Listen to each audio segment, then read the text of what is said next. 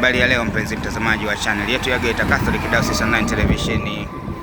Hapa ni katika kanisa kuu la Jimbo Kuu Katoliki la Dodoma, kanisa la Mtakatifu Paulo wa Msalaba, ambapo inafanyika misa ya mazishi ya kumwaga mwashamu Baba Askofu Bernardini Mfumbusa wa Jimbo Kuu Katoliki la Kondoa, ambaye ameitwa na Baba kuingia katika maisha ya uzima wa milele.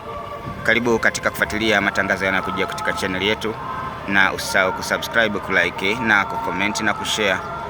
Yote haya yanakujia kupitia Geita Catholic Diocese Online Television. Basi mpenzi mtazamaji wa channel yetu ya Geita Catholic Diocese Online Television, linaendelea adhimisho la misa takatifu katika Jimbo Kuu Katoliki la Dodoma, kanisa la Mtakatifu Paulo wa Msalaba, katika kumwaga mwashamu Askofu Bernardini Francis Mfumbusa, aliyekuwa askofu wa Jimbo Katoliki la Kondoa. Ni askofu wa kwanza wa jimbo hilo ambaye ameitwa na Mungu kurudi katika maisha ya ufalme wa mbinguni, ambayo alianza kuyakiri na kuyaamini tangu siku ya ubatizo wake, na katika kupewa majukumu maalumu ya kanisa Katoliki. Inaendelea misa takatifu ya kumsindikiza mwashamu huyo. Endelea kufuatilia matangazo katika channel yetu ya Geita Catholic Diocese Online Television. Usisahau kusubscribe, kulike na kushare. Askofu huyu amefanya mambo makubwa ndani ya kanisa baada ya kulianzisha Jimbo Katoliki la Dodoma, Jimbo Katoliki la Kondoa, na kuliingiza katika mfumo wa kujitegemea kwa njia ya kutumia vitega uchumi na vyanzo vya uchumi vilivyopo ndani ya jimbo hilo. Ameweza kuwainua waamini kuondokana na moyo wa kutegemea misaada, bali waamini waweze kutumia rasilimali walizonazo katika kujikwamua katika umaskini.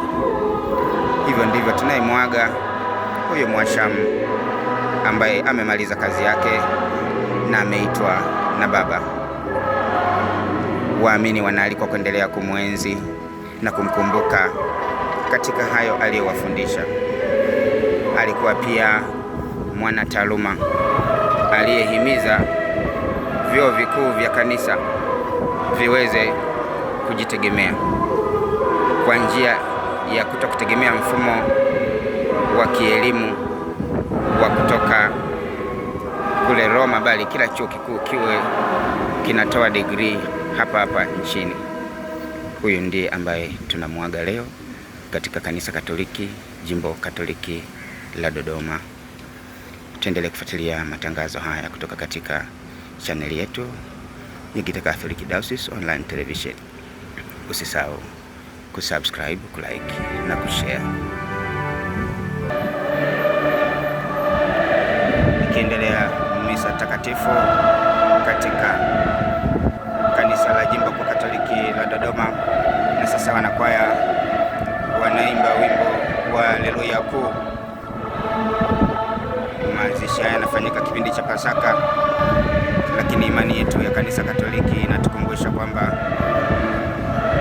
tukiishi tumemwamini Kristo, mara baada ya kufa moja kwa moja tunaingia katika ufalme wa mbinguni, nyumbani kwa Baba.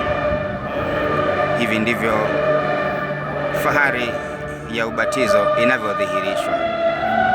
Mkristo aliyebatizwa akashika imani yake vizuri, akashika utume wake kama mwashamu askofu alivyomtumikia katika ngazi ya upadre na katika ngazi ya daraja ya uaskofu.